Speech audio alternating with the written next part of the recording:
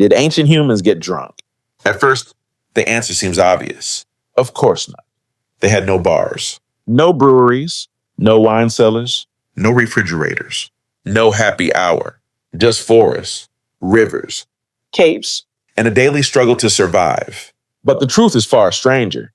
Because the desire to get drunk may be far older than civilization itself. In fact, some scientists believe humans were seeking intoxication long before we built cities, long before we invented writing, and maybe even before we became fully human. Which raises a strange question. If getting drunk seems bad for survival, why did evolution never remove the desire? Why does the human brain keep searching for altered states? To answer that, We have to travel back tens of thousands of years, back to a world without roads, without governments, without clocks. a world where every day depended on finding food. Imagine you are a hunter-gatherer, You spend hours walking through forests. You search for fruit, roots, nuts, honey. and small animals. Then one day, You find a tree covered in overripe fruit. The fruit smells different, sweeter, stronger, unknown to you. natural yeasts have already begun fermenting the sugars. The fruit contains alcohol, you eat it. And something strange happens. The world feels different. Your body feels lighter. Your fear softens. Your mood changes. You feel something you've never felt before. A mild natural high. This may have happened countless times throughout human history, and not only to humans. Today, elephants, Monkeys birds, chimpanzees. and many other animals are known to consume fermented fruit, Some appear visibly intoxicated afterward. which suggests something important. The attraction to alcohol may be older than humanity. It may be an ancient biological tendency. But why? Why would natural selection tolerate such behavior? The answer might surprise you. Because alcohol points toward calories. In nature, Ripe fruit is valuable. Fermentation creates aromatic compounds that help animals locate energy-rich food. a brain that learns to seek those smells may gain a survival advantage. In other words, our attraction to alcohol may have begun as an attraction to food, not intoxication. Food. This idea is known as the drunken monkey hypothesis. According to this theory, Primates evolved sensitivity to ethanol because it helped them locate ripe fruit in dense forests. the alcohol came first as a signal, The intoxication was simply a side effect. but humans eventually discovered something extraordinary. If nature could ferment fruit, they could do it too. And that changed everything. For most of history, life was brutal. People lived close to hunger, close to disease, close to death. Stress wasn't occasional, it was constant. Every tribe carried fears. Every family carried grief. Every individual carried uncertainty.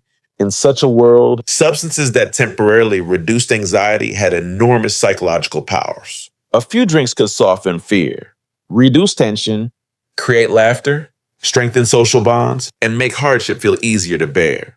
That alone may explain why alcohol became embedded in human culture almost everywhere on Earth. But there's another reason. One that reaches deep into the primitive brain. Humans are tribal creatures. For hundreds of thousands of years, survival depended on belonging. Being accepted by the group meant safety. Being rejected often meant death. Anything that strengthened social connection had enormous value. And alcohol is remarkably effective at lowering social barriers. People talk more, Laugh more, sing more, dance more, share more. trust more, at least temporarily. In ancient communities, this could strengthen group cohesion, Shared drinking became shared identity, a ritual. a celebration, a signal of belonging. In many cultures, alcohol wasn't simply consumed, it was sacred. It appeared in ceremonies, religious rituals, funerals. Harvest festivals, marriage celebrations, important tribal gatherings. People weren't just drinking, They were creating meaning together. and meaning is one of the most powerful psychological needs humans possess. But here's where the story becomes unsettling. The primitive brain that evolved for occasional intoxication now lives in a world of unlimited access. Ancient humans could not walk into a store and buy enough alcohol for a month. They encountered it occasionally, often seasonally. Often collectively. Modern humans can access powerful intoxicants almost instantly. The ancient reward system was never designed for that environment. And this creates a conflict. The brain still responds to alcohol using mechanisms shaped by evolution. But the modern world supplies it in ways evolution never anticipated. The result is something familiar: dependence, overconsumption, addiction. The same brain mechanisms that once helped humans bond can now trap them. The same substance that once strengthened tribes can sometimes isolate individuals. The same reward system that once guided humans toward calories can now become overwhelmed. And this reveals a deeper truth. Humans don't simply drink because they like alcohol. They drink because they like what alcohol does to consciousness. For a brief moment, the constant calculations stop. The worries quiet down. The future becomes less threatening. The self becomes lighter. That desire isn't modern, It's ancient extremely ancient. because consciousness is heavy. The human brain is one of the most powerful prediction machines ever created. It constantly thinks about tomorrow, threats, mistakes, losses, social status, Regret, mortality.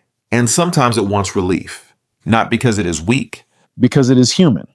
That may be why nearly every civilization discovered some form of intoxication, not through communication, not through shared technology, but independently. Again and again, across continents, across thousands of years, The desire kept reappearing. because the primitive brain remained the same. Different tribes, different languages, different drinks, same human mind. And maybe that's the strangest part of all. The question isn't whether ancient humans got drunk. The evidence suggests they probably did. The real question is why humans never stopped wanting to. Because behind every drink may lie something much older than alcohol itself. A search for comfort, A search for connection, a search for relief. a search for meaning. The bottle changed. The brain did not. Modern life may look nothing like the ancient world. But deep inside your skull lives a nervous system that still remembers it. And sometimes it still searches for the same escape routes it found thousands of years ago. Your brain remembers more than you think. If you enjoyed this journey into the primitive mind, subscribe and explore the strange history hidden inside everyday human behavior.